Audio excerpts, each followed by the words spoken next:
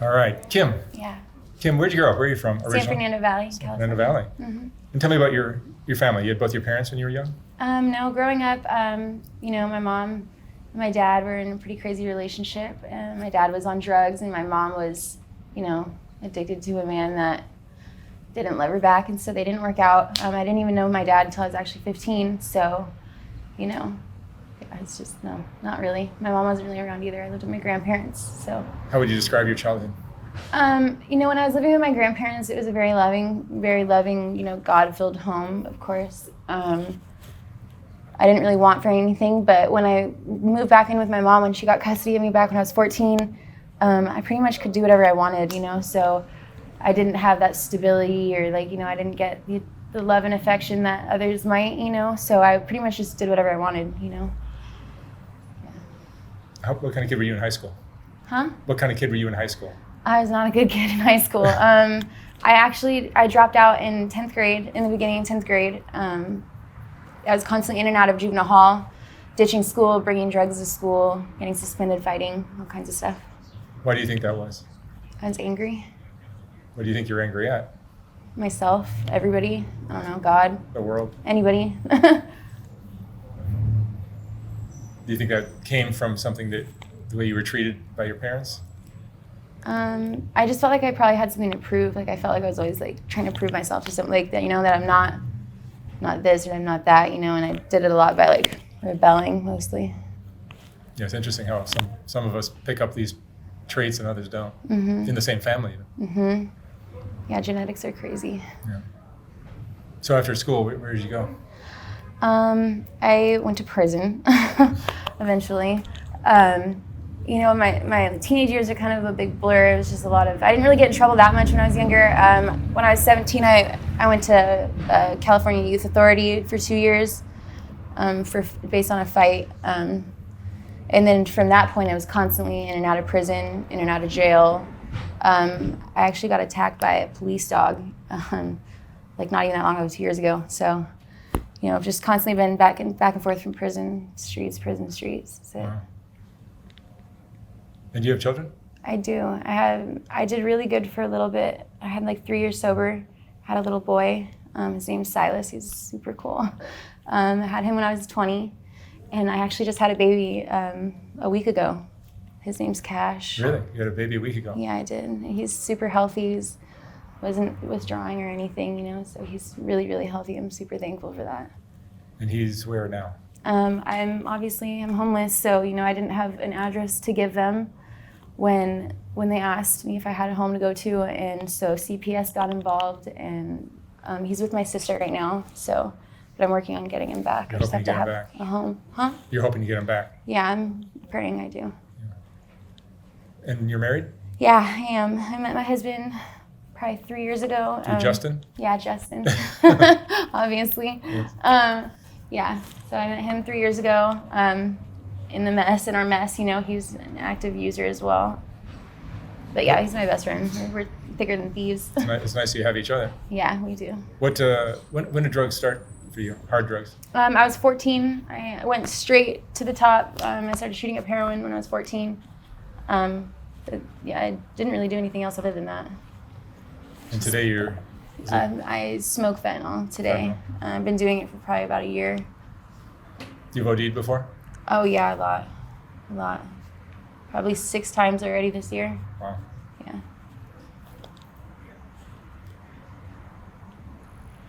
And so now you're going to try to get clean for the baby, or how's? Yeah, I have a bunch of hoops I have to jump through. It's not going to be an easy task. I have to provide, a stable home. Obviously the proper necessities. I need to take care of him and stuff. It's just hard. It's going to be hard because, I'm not working right now. A lot of people, I can't get a job because of my record. It's not easy out here. Things are super expensive and there's not a lot of money coming in right now. Yeah, you've chosen the most expensive city or one of the most expensive cities. Yeah, it's crazy. It's not even really that possible for 2 people on a part-time job to have a home together on a minimum wage. It's just not even possible, really, out here. It's difficult. What do you do for money? Well, I've sold drugs before. stolen identities, a lot of fraud and drug sales. Basically, that's pretty much it. When's the last time you went to prison or jail? I just got out of prison last June. I haven't been back since, thankfully. Oh. And your other kids are with your mom? My sister. Your sister? Yeah. My oldest son, he's with his dad. I can see him, whenever I want. And my newest son, he's with my sister. So you've been homeless for how long?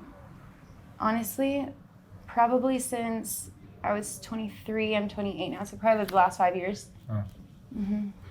What emotions does this lifestyle bring up in you? You get depressed, or honestly, like, or are you angry?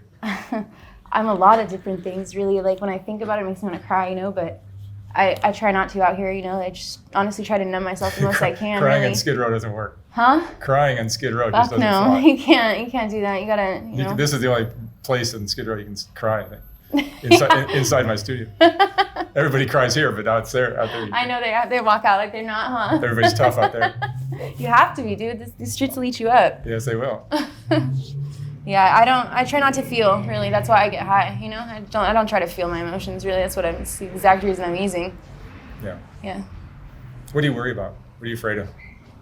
My babies. I'm afraid of my kids. Not being there for them? Yeah. Not being in their lives? What's the lowest point of your life? What's been the lowest point?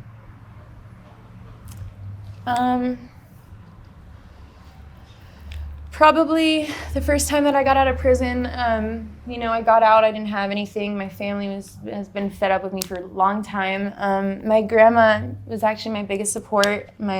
She was my rock, and she passed away in 2018. And probably from that point, that was the lowest point in my life. Like, I didn't have anybody to turn to. Like, it was the first time that I had ever been shut out, no matter what. When I was younger, if I needed somewhere to stay, she always had a door open for me. She always would give me, if I needed money, she would always give me money, buy me food. She looked out for me, It was the only person in my life that would ever answer the phone, always, And she passed away, and I was lost, I didn't have that safe place to go to anymore. And I remember, I'm a girl and I'm on the streets, and I'm not a big girl or nothing. There's people out here that are fucking crazy, dude. There's some scary people out here with mental health issues, whatever, dude. And I didn't know what to do. I'm walking around at 4:30 in the morning in a neighborhood I don't know, and I was scared, dude. So I would break into motorhomes to just have somewhere safe to sleep. I would do that for a while, just try and sneak in and sneak out, just alone. How do you know there's no one in it? You pray. There's nobody in there. You pray. I would think most motorhomes would have somebody sleeping in the back. Normally, when they're on the side of people's houses, they're not occupied. Oh, I see. Next to the house. Wow. Mm-hmm. How are these 5 years you've been homeless? How have they changed you?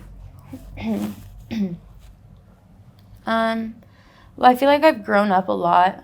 I feel like I've kind of had to grow up a lot. I've lost a lot of stuff. I've gained a lot of stuff, Emotionally, I'm just drained, dude. I'm so tired. But I don't know. You just got to keep going, It's an exhausting lifestyle. It's exhausting. And then living this way makes it super difficult to do the right things to fix it. Right. That's what I see. Right. Like you want to shake these people and just say, well, just go get a job, show up for work, just figure out a way to get to work. It's not that easy. And it's not. It's not. It's just, once you're here, you're almost trapped and you cannot, it's like quicksand, you're stuck. Because it's hard for people to hire you when you don't have an address to give them, or, you're getting your phone stolen every other day, or, you just are, you don't have any foundation, you know what I mean? I was sleeping in a tent, about a week ago. Me and my husband, we had a little tent, and we're going back to it at 3:30 in the morning, and it's fucking gone, dude. Now we have nowhere to sleep, and it's 3:30 in the morning, you know what I mean? And I was super pregnant, and it sucks. No, and if you're in that situation and you're addicted to a drug, which is 99.9% of the people here, that means you got to go to work for 8 hours and not use. Yeah. Good luck with that. Yeah, that's not. If your drug is fentanyl or heroin or... Yeah, any opiate, really. Yeah. What was the best time of your life? Probably when I was about 20. I had gotten out of prison at 19, and I got sober for a while. I got sober for about 3 years. You know, I went to school to become an esthetician, so I have a license to be an esthetician out here. Stayed sober for about 3 years. I had my own place, I had my own car, I had a good job. I worked at an eating disorder rehab, you know, in Thousand Oaks. And I was happy. I was going on vacations. I had 2 cars, 3-bedroom condo, you know, and it was mine. It wasn't anybody else's, it was mine, you know? Mm-hmm. And I was happy. I felt like, you know, it was doing good for me and my baby, and I didn't really rely on anybody. I wasn't dependent on anybody, you know? Yeah, so you had pride instead of shame, which is what you have now. You had stability instead of disorder as you have now. Yeah, totally. Like, very opposite lifestyles. Right? Yeah, it's completely. And all the negatives that you have now compound and just make it, they cripple you. Yeah. That's what I see. Yeah, totally. It's hard for a lot of other people to, you know, realize like how difficult this is. They think like, why don't you just stop? Why can't you just do better? What, like, you know what's going to happen when you do this? Like, why do you keep doing it? But like, you don't think about that kind of shit, you know? Like when you start getting high again or whatever, like you're not thinking about it. Like maybe it comes in for a second, but it's just a fleeting thought. You're like, oh no, like, oh, that's not gonna happen to me. You know what I mean? Like, oh no, I'm not ever gonna OD. Yeah, I just OD'd 6 times this year. You know what I mean? Like I always never thought that was gonna be me, dude. And what drives you to do that, despite having the intelligence and the common sense and all that to know that it's not the right move, what makes you do it anyway is what? You're just numbing the pain of... Numb, yeah, I like to be numb. I don't like to feel. I don't like to be emotional because I'm very emotional.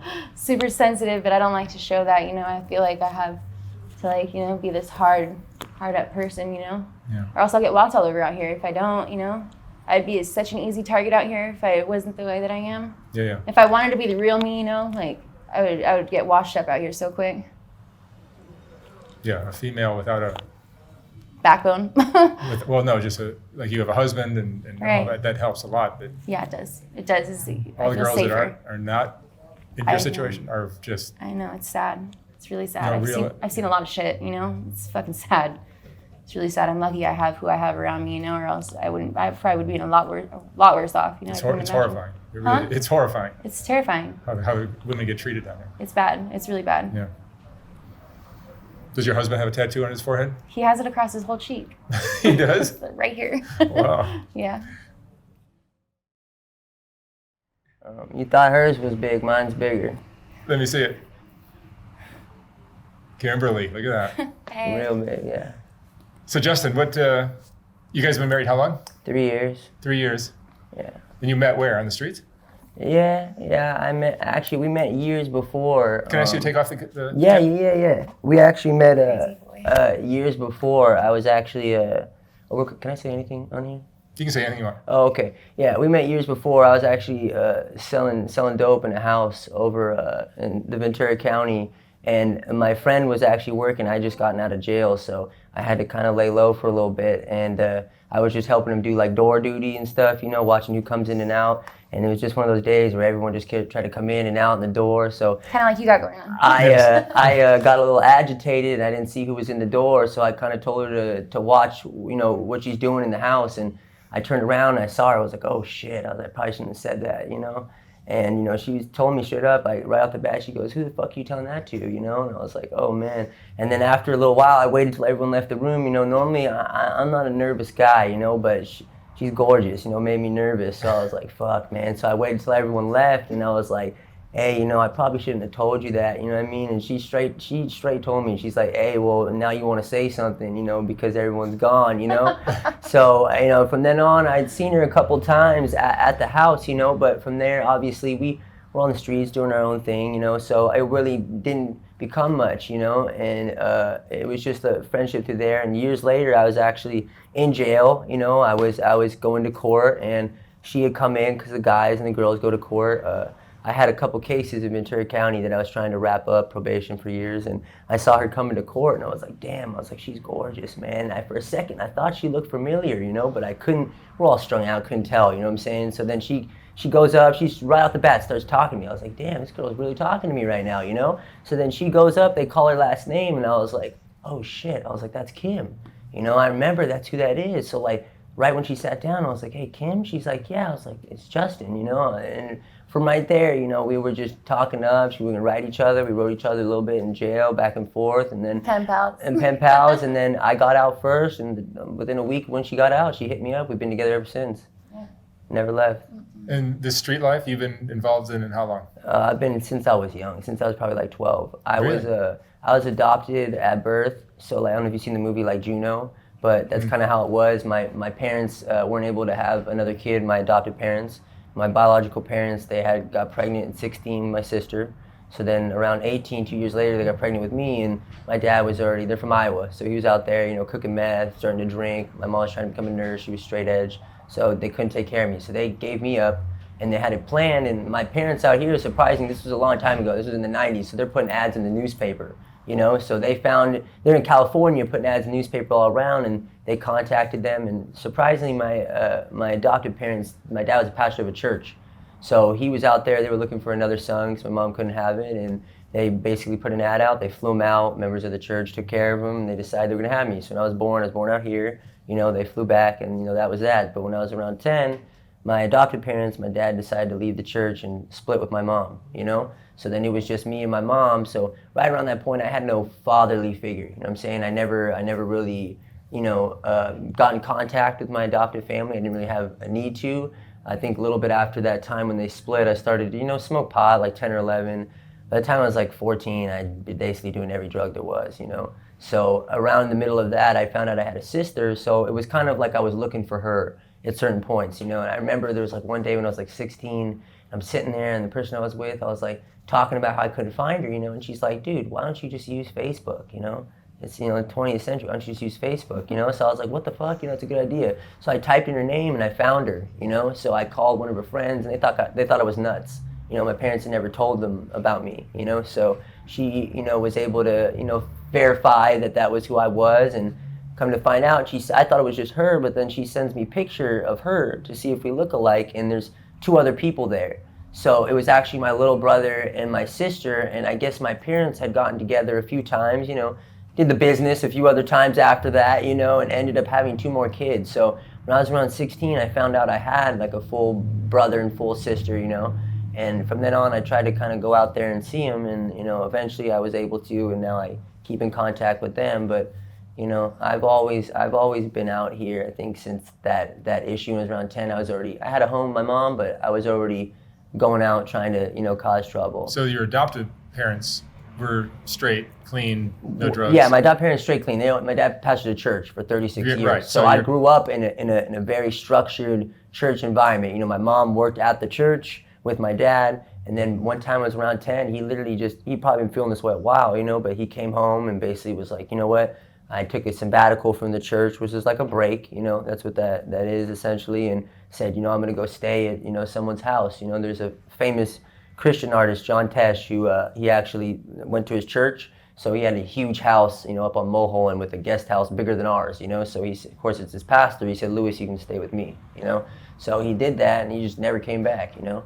So, but your biological parents had drug issues, or your dad? Yeah, well, my biological father did. Yeah, he was big into, you know, out in Iowa there isn't much of anything. They just drink and do meth and party. You know what I'm saying? So they work. So my dad, from very, very young, I think he was only 18 at the time. My parents were both 16 when they had my sister. By the time he was 18, he had, you know, cooking methamphetamine, and, you know, had a So what I'm getting at is, do you think your situation is somehow gene related? Yeah. Yeah, of course, a little bit. You know what I mean? I've always heard different things about, you know, the science and genes behind, you know, what that is. And I'd say I agree with that. Yeah, a little bit. I mean, obviously, a lot of it was my own, because you have to realize I was growing up in a good environment. You know what I mean? Up until I was about 9-ish, before that happened, I could have picked any path that I wanted to choose. You know what I'm saying? But it wasn't just like, oh, my dad left or this left, so I'm going to do bad. I had always had that that's why I think it's genes. I'd always had that urge to be with the bad kids, you know what I'm saying? I always, whether it was a mixture of movies or whatever it was, when I first smoked pot, I wasn't pressured, I wasn't anything. It was a mix of everything. I wanted to be with the cool kids. I wanted to smoke, you know what I'm saying? I wanted to try it. I was interested. And from there, obviously, you know, people have different reactions with drugs, but I loved it. So from when I tried pot, I was like, you know what, I gotta try whatever there is like this, you know. And over the years, I would throw parties. My mom just kind of felt bad about the situation, so she just let me, you know, run amok basically. And you know, I was 15. I ended up committing some serious charges, and I went to youth prison. You know, I went to a youth authority out of state, and I did a year there flat, no probation. I tried to do the whole thing, year and 3 weeks, and I came back, and obviously it didn't work. You know, I was back, committed another extortion within 3 weeks. You know, so I was in and out. I've been in and out ever since. You know, ever since. The time I got out after I met Kim, I've been out since then. You know what I'm saying? Yeah. So I've been still on the streets. You know, obviously I have substance issues and different things, but you know, we just found out we were having a son about 9 months ago, and I've been doing what I can to make sure that we have what we need and to get on a better path. You know, because I don't want that for him either. So is the attraction for each other? I mean, you wouldn't say opposites attract, because you guys are probably the same, yeah. Yeah, you're cut from the same cloth. We level each other out, I think, a lot. He's extremely patient, and I'm very impatient. Yeah. He's very calm, and I'm very not. So we balance. Yeah, and funny enough, I feel like the situations where like I'm impatient is where she's suddenly patient. Mm-hmm. You know what I'm saying? Like I'm waiting for some shit, like what the fuck, why is this taking so long? And she's just calm as can be. But normally I'm the one all day who has to be like, you know, relax, it's okay, you know? So it's very weird. Not only do we balance each other out, I feel like it switches at the inopportune moments. You know, when I'm mad, I'm expecting you to be mad with me. Is it harder to be a couple living homeless? Or is it honestly, easier? I think it's better. I think it's easier. You know, I can't explain for other people. I wouldn't want to be alone out here. No way. Yeah, no way. I think being together, it gives us a sense of, you know, obviously it's stronger. It's stronger and comfort. You know what I mean? And especially just not even with the streets, just with a couple alone. You know, I feel like when you're married or not married, experiencing hard things together is what's going to make you stronger. You know what I mean? It breaks you. It's making us so far. Exactly. So far, so yeah, I think it's done nothing but I mean, obviously, I think sometimes it may create a little tension. You know, sometimes there's no money, there's no things, and you know, sometimes who do we take it out on? Who we're with, you know? But at the end of the day, like we try not to let any of that stuff. We like never fight, to be honest. You know, it's more like little things urge us, and we kind of just, you know, more like get mad at the air than it is each other, you know, and it's more or less one or the other trying to just, you know, realize that we're gonna change things, you know what I mean? But we spent so long living this way, it's difficult to live a different lifestyle, you know? It makes it harder, but, you know, being together definitely makes things better, I think. That's great. That's great. Well, it's nice to meet your other half. Yeah, this is him. This is the guy. Thank you.